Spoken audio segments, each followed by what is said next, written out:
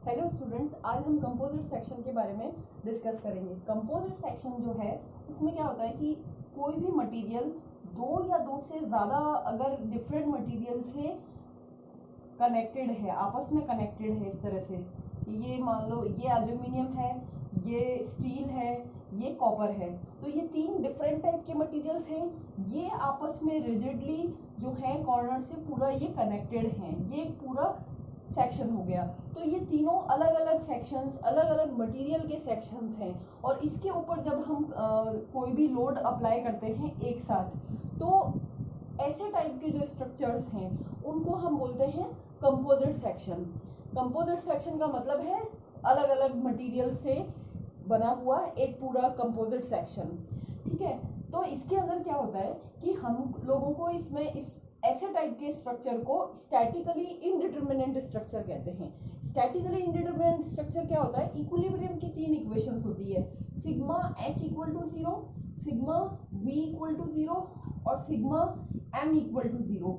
ये इक्विलिब्रियम की इक्वेशंस है। इन तीनों इक्विलिब्रियम की इक्वेशन से हम कोई भी जो अननोन्स है स्ट्रक्चर के वो फाइंड आउट करते हैं। और अगर इन तीनों इक्वेशन के थ्रू स्ट्रक्चर के अननोन्स फाइंड आउट हो जाते हैं तो उसको स्टैटिकली डिटरमिनेंट स्ट्रक्चर कहते हैं। लेकिन कई बार ऐसा होता है कि आपके पास में इक्विलिब्रियम इक्वेशन के अलावा भी इक्वेशन की रिक्वायरमेंट होती है अननोन्स को सॉल्व करने के लिए। तो वो जो एक्स्ट्रा इक्वेशंस होती हैं, जो स्टैटिक इक्वेशंस होती हैं, वो अगर हम इन अननोन्स को सॉल्व करने के लिए काम में लेते हैं तो उन इक्वेशन का इंक्लूड अगर उसमें होता है तो ऐसे टाइप के स्ट्रक्चर को स्टैटिकली इनडिटरमिनेंट बोलते हैं। तो कंपोजिट सेक्शन भी स्टैटिकली इनडिटरमिनेंट स्ट्रक्चर है क्योंकि उसमें एक तो लगेगी इक्विलिब्रियम की ये equation sigma h equal to 0 और दूसरी इक्वेशन जो है वो स्टैटिक इक्वेशन लगेगी। दूसरी इक्वेशन क्या होगी इसमें कि इसके अंदर क्या है कि यहाँ पे आप जब फोर्स एक साथ इन तीनों को कनेक्ट करोगे कि एल्यूमिनियम, स्टील और कॉपर, इनको अगर हम अलग अलग फोर्स लगा के आप करते हो तो इसमें इन तीनों का जो लॉन्गिट्यूडनल है, जो भी इसकी लेंथ इंक्रीज होगी, इन तीनों की अलग अलग रहेगी क्योंकि ये सारे अलग मटेरियल हैं। लेकिन अगर इनको एक साथ कंपोजिट सेक्शन में कनेक्ट करके और फिर आपने इसके ऊपर फोर्स अप्लाई किया है तो हम इसमें क्या बोल सकते हैं कि ये जो इनका डेल्टा है, यानी कि ये जो इनकी डिफॉर्मेशन है, deformation of aluminium equal to deformation of steel equal to deformation of copper. तो इन तीनों का जो डिफॉर्मेशन होगा वो इसमें इक्वल होगा। तो ये एक तो इक्वेशन है और दूसरी इक्वेशन कौन सी है कि यहाँ पे इन सब के अलग अलग फोर्सेस जो हैं वो जनरेट होंगे, P1 या PA plus PS plus PC equal to total P, ये जो एक इसमें आया है। ठीक है, तो ये दो इक्वेशंस जो हैं वो हम इसके अंदर काम में लेते हैं। तो ये जो है कंपोजिट सेक्शन किस तरह से इनडिटरमिनेंट स्ट्रक्चर है ये हमने डिस्कस किया। अब इन दोनों इक्वेशंस को हम किस तरह से काम में लेना है और कैसे अननोन्स फाइंड आउट करने हैं। इसमें अननोन्स में आपको क्या पूछेंगे कि ये जो दो, मान लीजिए हमने ये एक बार के लिए कंसीडर किया, दो अलग अलग टाइप के मटेरियल्स जो हैं वो इसके अंदर लगे हुए हैं। दो अलग टाइप के मटेरियल्स, मटेरियल नंबर 1 और मटेरियल नंबर 2। ठीक है, ये दो अलग अलग टाइप के मटेरियल्स यहाँ पे लगे हुए हैं जिसमें आपने फोर्स P लगाया। अब यहाँ पे क्या होगा, फर्स्ट इक्वेशन तो होगी P1 plus P2 equal to P। ठीक है, तो ये P है और ये P1 क्या है, यहाँ पे इसका फोर्स और इसका फोर्स। तो ये कौन सी इक्वेशन हो गई, हॉरिजॉन्टल इक्विलिब्रियम की, हॉरिजॉन्टल इक्विलिब्रियम के लिए इक्वेशन हो गई। फिर सेकंड इक्वेशन, यहाँ पे मैं P1 की जगह यहाँ पे स्ट्रेस की फॉर्म में रखना है, P1 into A1 plus P2 into A2 equal to P। Stress की फॉर्म में आ गया। ये क्या है, ये फोर्स है और ये P1 क्या है, ये stress, internal resistance. Internal resistance क्या होता है, P is equal to force upon area. तो जब हमको फोर्स की फॉर्म में रखना है तो ये जो है इस तरफ आ जाएगा, तो ये stress into area equal to force होता है। तो मैंने ये स्ट्रेस की फॉर्म में रख दिया क्योंकि एक्चुअली ज्यादातर हमको जो अननोन्स में स्ट्रेस ही फाइंड आउट करना है कि दोनों अलग अलग मटेरियल में क्या स्ट्रेस आई है। ठीक है। और दूसरी इक्वेशन हमारे पास में क्या है कि डेल्टा 1 इक्वल टू डेल्टा 2, क्योंकि ये दोनों कंबाइन जॉइंट है, रिजिडली जॉइंट है, इसलिए इन दोनों का डिफॉर्मेशन जो है वो इक्वल रहेगा। तो इसके लिए हम क्या करते हैं, डेल्टा इज इक्वल टू हमने पहले भी पढ़ा है P1 L1 upon A1 E1 equal to P2 L2 A2 E2, ठीक है। तो अब इसके लिए यहाँ पे ये मैं इसको स्ट्रेस की फॉर्म में लिख सकती हूँ इन दोनों को।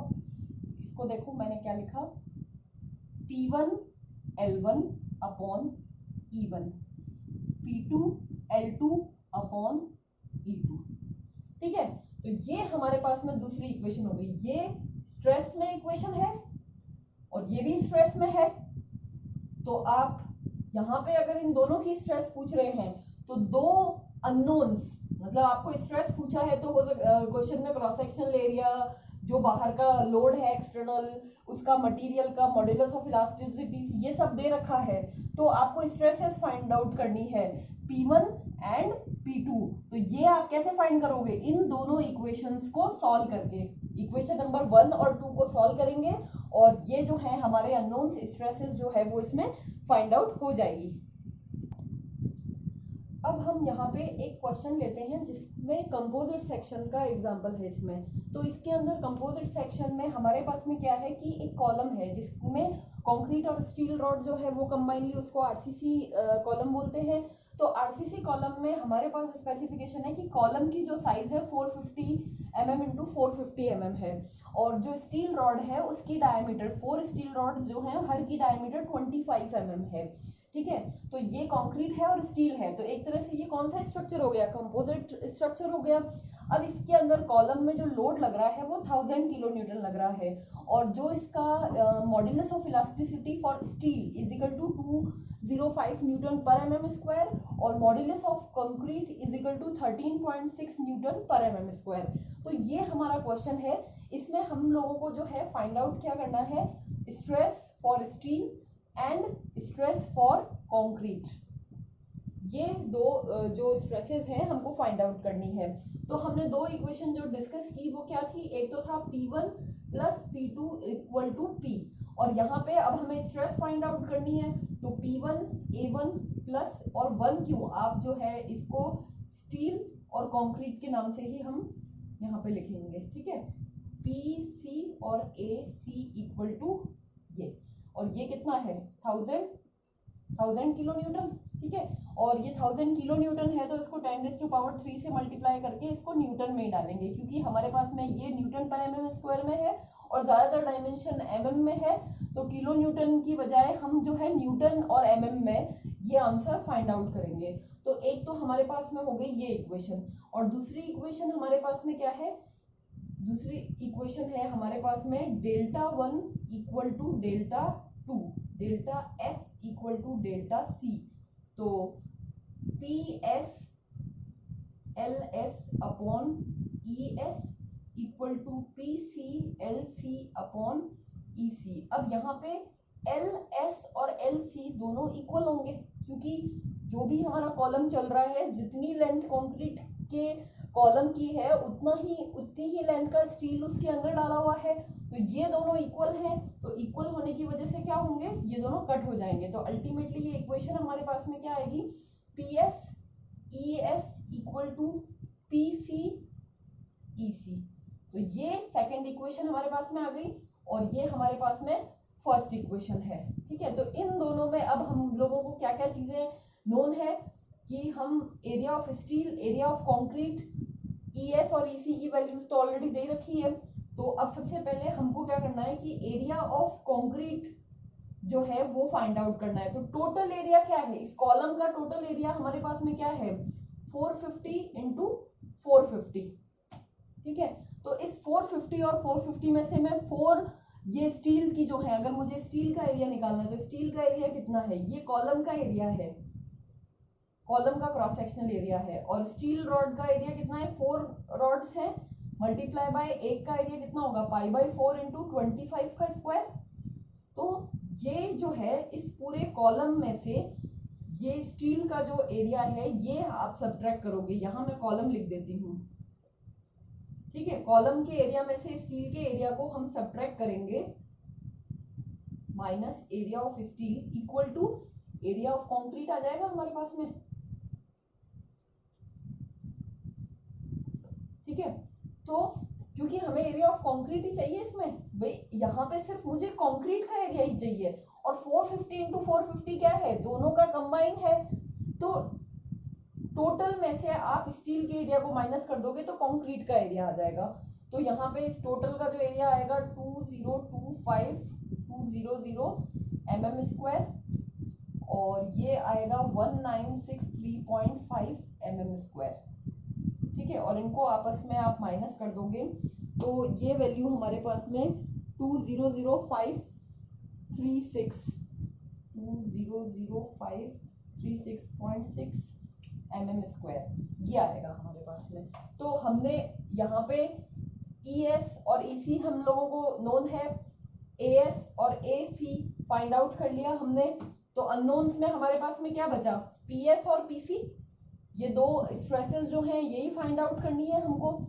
तो अब हम इन दोनों इक्वेशन में जो है इन सब की वैल्यूज लगा देंगे, जैसे मैं यहाँ पे AS और AC की वैल्यू लगा दूंगी, तो PS और PC, तो इन दोनों इक्वेशंस को आपस में सॉल्व करने से हमारे पास में दोनों जो स्ट्रेसेस है उनकी वैल्यू आ जाएगी। तो इसमें आप जो है ये वाली इक्वेशन को आगे की तरफ देखते हैं हम, इस इक्वेशन को, तो इस इक्वेशन को आगे सॉल्व करेंगे तो हमारे पास में क्या आएगा, PS equal to PS upon ES equal to PC upon EC। अब इसको PS equal to ES upon EC into PC equal to ES की वैल्यू क्या है 205 और EC की वैल्यू क्या है 13.6 इंटू PC। तो PS की वैल्यू PC की टर्म में आ गई, ये वैल्यू मैं क्या करूंगी यहाँ पे रख दूंगी PS की, तो ये सारे क्या हो गए, और AS और इन सब की वैल्यूज ऑलरेडी हमने फाइंड आउट कर ली है। एरिया ऑफ स्टील 1963.5 और ये वैल्यू 20053.6 इक्वल टू, और ये यहाँ पे आपने वैल्यू रखी तो वैल्यू किस में आ जाएगी, PC में आ जाएगी, और यहाँ पे ये 1000 हमको ऑलरेडी दे रखा है, फोर्स की वैल्यू कितनी है 1000 इंटू 10⁻3, तो ये वैल्यू हम यहाँ पे रखेंगे, और सारी वैल्यूज जो है वो सारा अब हमको क्या है PC निकल जाएगा इसमें, यहाँ पे ये वैल्यू रखते ही हमको सिर्फ PC अननोन है, तो PC जो है सारी वैल्यूज को यहाँ रखेंगे तो PC फाइंड आउट हो जाएगा, और जैसे ही हमारे पास में PC की वैल्यू आएगी तो यहाँ पे हम वापस से ये PC की वैल्यू यहाँ पे रखेंगे तो PS की वैल्यू आ जाएगी। तो इस तरह से हमारे पास में दोनों स्ट्रेसेस की जो वैल्यू है वो आ जाएगी। तो मैं यहाँ ये वैल्यू जो है इस तरह से रख देती हूँ, PS में 205.13.6 इंटू PC, ये जो इक्वेशन है ना यहाँ पे ये वैल्यू रख रही हूँ PC। अच्छा एरिया भी मल्टीप्लाई करना है ना अपने को, ये तो हो गया PS की पूरी वैल्यू, उसके बाद में एरिया कितना है 1963.5 प्लस PC 20053.6 इक्वल टू 1000 या 10⁻6 कर दो आप। ठीक है, अब यहाँ पे PC की वैल्यू आ जाएगी, और PC की वैल्यू जो है वो हमारे पास में 65.5 4.345 न्यूटन पर mm स्क्वायर आई, और ये वैल्यू हमने क्या किया, ये वैल्यू यहाँ पे वापस से रखोगे तो हमारे पास में PS की वैल्यू आ जाएगी, PS is equal to 205 divided by 13.6 multiply by ये वैल्यू 4.345 इक्वल टू ये वैल्यू हमारे पास में आ जाएगी 65.501 न्यूटन पर mm स्क्वायर।